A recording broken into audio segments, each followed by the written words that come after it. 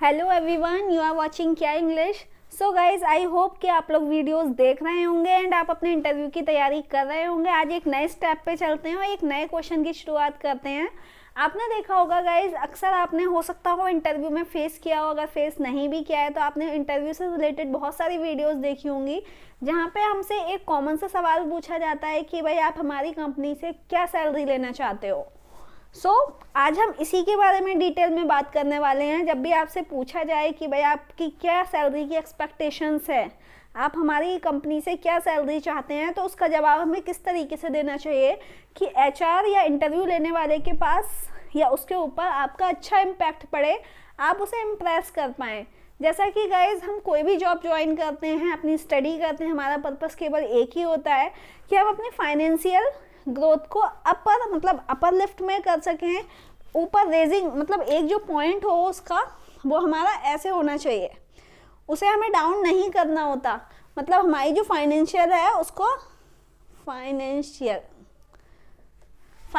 Growth होनी चाहिए, financial down to earth नहीं होनी चाहिए। ऐसा नहीं है कि आप जो भी अर्निंग कर रहे हैं, आपने मान लेते हैं किसी बड़ी कंपनी को ज्वाइन कर लिया एंड उसके बाद आपकी जो सैलरी लेवल है वो काफ़ी कम है, आप 5, 7, 10 हज़ार में जॉब कर रहे हैं, तो हमें ऐसा भी नहीं करना है। आज हम उसी से बात करने वाले हैं।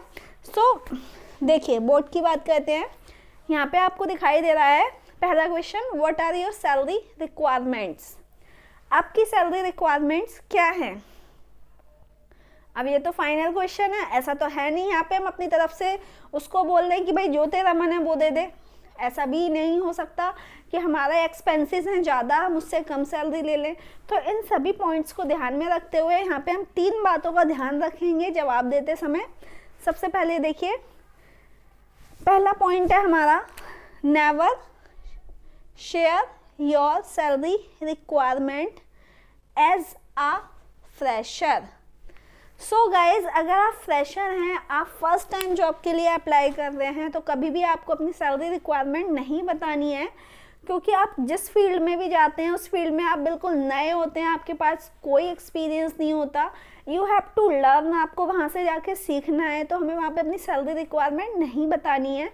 गाइज, जैसा कि आपने सुना भी होगा और ये सही बात भी है कि हम कोई भी अपने करियर की जब स्टार्टिंग करते हैं तो हम 0 पॉइंट से करते हैं। वो 0 पॉइंट पे आपकी क्या सैलरी होगी, it depends on your exactly profession, आप किस तरीके का प्रोफेशन स्टार्ट कर रहे हैं। मान लेते हैं आप सेल्स एग्जीक्यूटिव की बात कर लीजिए, और सेल्स एग्जीक्यूटिव की बात करेंगे और आप फ्रेशर हैं, तो यू विल बी गेटिंग, मतलब अभी जो 2021 में मेरे हिसाब से जो लेवल होना चाहिए वो आपका 10,000 से लेकर 15,000 तक का होना चाहिए। ठीक है, अगर आप फ्रेशर हैं तो आपको इजीली 10 से 15,000 के बीच की सैलरी आराम से मिल जाएगी अगर आप एनसीआर सिटीज़ में हैं, अगर आप बड़ी सिटीज़ में काम करने वाले हैं। अगर आप छोटे शहरों की बात करें तो गाइज वहाँ का तो हम अभी नहीं बोल सकते, बट जैसा कि अभी ट्रेंडिंग में है, बड़ी बड़ी कंपनीज बड़े बड़े शहरों में होती हैं और जनरली लोग बड़े शहरों में मतलब सेटल हो जाते हैं, स्टेबलाइज हो जाते हैं, क्योंकि उनका एक ही पर्पस होता है कि भाई हम बड़े शहर में जाके अच्छी जॉब करेंगे। तो बिगनिंग लेवल जो होगा 10 to 15 होगा। ठीक है, अभी हम सेल्स एग्जीक्यूटिव की बात कर रहे हैं, क्योंकि सेल्स के बारे में अभी आपको कुछ भी नहीं पता। How to talk to your clients, आपको क्लाइंट से कैसे बात करनी है, आपकी फील्ड की जॉब है या आपकी ऑफिस की जॉब है, आपको फ़ोन पिक करना है, आपको क्या बोलना है, आपको कंपनी के बारे में कितना पता है, आपको कंपनी के टर्नओवर के बारे में कितना पता है, आपको पता होना चाहिए कि भाई आपकी कंपनी के क्या क्या प्रोडक्ट्स हैं। तो इन सब चीज़ों का ध्यान में रखते हुए, अभी तो आप फ्रेशर हैं तो एग्जैक्टली आपके पास बहुत सारी नॉलेज तो है, बट एग्जैक्टली जिस फील्ड में आपकी नॉलेज होनी चाहिए वो आपके पास अभी नहीं है। तो हमें कभी भी सैलरी रिक्वायरमेंट नहीं बतानी है कि भाई मुझे 20,000 चाहिए। अब मान लेते हैं आप फ्रेशर है और आप जॉब देने चले गए and somebody is asking you, जब आपसे इंटरव्यू लेने वाला है या वो ले रहा है, वो आपसे पूछता है कि what are your salary requirement, तो आपने सिंपली बोल दिया भाई मैं तो 20,000 के आसपास की जॉब करना चाहता हूँ। अब मान लेते हैं वो लोग, मतलब जिस कंपनी में आपने अप्लाई किया है, वो लोग अपनी जो फ्रेशर्स की सैलरी रखते हैं वो 10 to 15 रखते हैं। तो उसको ये लगेगा कि भाई इसकी तो 20,000 है, यहाँ पे तो हमें बात करना ही बेकार है क्योंकि हम तो इसको हायर कर नहीं सकते।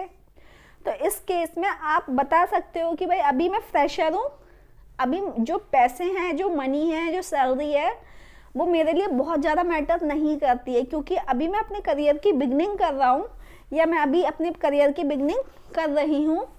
एंड एग्जैक्टली मुझे आपसे इतनी एक्सपेक्टेशंस हैं कि आप मुझे इतनी सैलरी दे दें जिससे कि जो मेरे एक्सपेंसेस हैं, आने जाने का खर्चा है, खाने पीने का खर्चा है, and a handful of amount जो मैं अपनी फैमिली के लिए सर्वाइव कर सकूं, इतनी मुझे एक्सपेक्टेशंस है कि आपकी कंपनी मुझे प्रोवाइड कर देगी। तो आपका आंसर यही होना चाहिए। जैसा कि हम देखते हैं, अगर आप फ्रेशर हैं तो मैंने यहाँ पे एक इंग्लिश में 3 लाइंस का जवाब बनाया हुआ है आपके लिए, ताकि आप इसको याद कर लें, इसको समझ लें, आप इसकी प्रैक्टिस कर लें, ताकि आप जब इंटरव्यू देने जाए तो आपको बोलने में आसानी हो। देखिए क्या है, I am fresher so salary does not matter so much. Salary मेरे लिए बहुत ज़्यादा मैटर नहीं करती, but expect to get salary to fulfil my common expenses. But जो मैं आपसे एक्सपेक्टेशंस कर रहा हूँ, मेरी एक्सपेक्टेशंस ये हैं कि जो भी आप सैलरी दोगे वो मेरे एक्सपेंसेस को फुलफिल कर देगी। मान लेते हैं गाइज आपके 2 से 3 हज़ार रुपये मेट्रो से, या मान लेते हैं आप बस से आ रहे हो या आपका अपना कन्वेंस है, 2 से 3 हज़ार रुपये आपके कन्वेंस में लग जाते हैं। इसके अलावा कुछ आपके पैसे खाने पीने पे भी लग जाते हैं। इसके अलावा आपको अपनी फैमिली की भी थोड़ी सी रिक्वायरमेंट पूरी करनी होती है। तो कुल मिलाकर आप बात करें तो 10 to 15,000 is enough to start the career.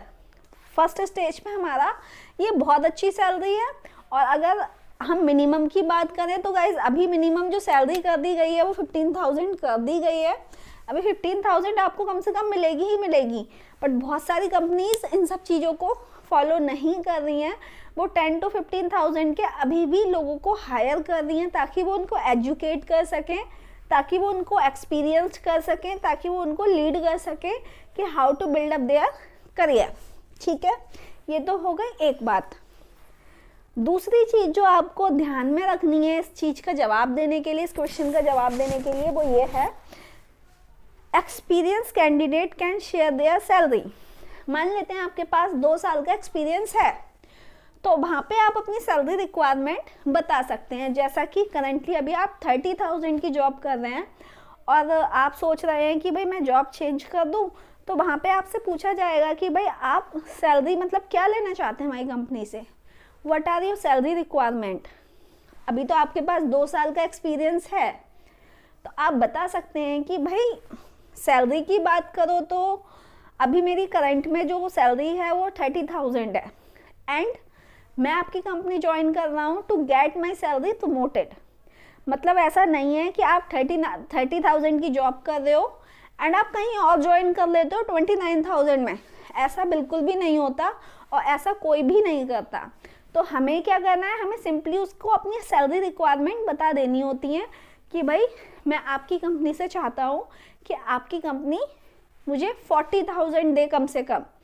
सो आपने देखा होगा गाइज, बहुत सारी कंपनीज तो ऐसी होती हैं जिनके पास एक फिक्स्ड सैलरी होती है कि भाई हमें इस पोस्ट के लिए 35,000 to 40 का ही हायर करना है। बट बहुत सारी कंपनीज ऐसी भी होती है, जैसे कि वो होता है ना नेगोशिएशन, वो अपने एम्प्लॉय से नेगोशिएशन करती हैं कि भाई हम इतनी नहीं दे पाएंगे आपको क्योंकि हमारी कंपनी इतनी अफोर्ड नहीं कर सकती। ऐसा करते हैं कि आप 40 की जगह 38 में अग्री हो जाइए, क्योंकि उनको पता है सामने जो कैंडिडेट बैठा है उसके पास ऑलरेडी 2 साल का एक्सपीरियंस है and he is having a good experience in the particular field. जिस फील्ड की आप बात कर रहे हो उसमें उसका पर्टिकुलर मतलब अच्छा एक्सपीरियंस है, बहुत कुछ जानता है, and he is the perfect candidate for our company. तो वो नेगोशिएट करने लग जाते हैं कि भाई नहीं 38 में फाइनल कर देते हैं, हम आपको 38,000 दे देंगे।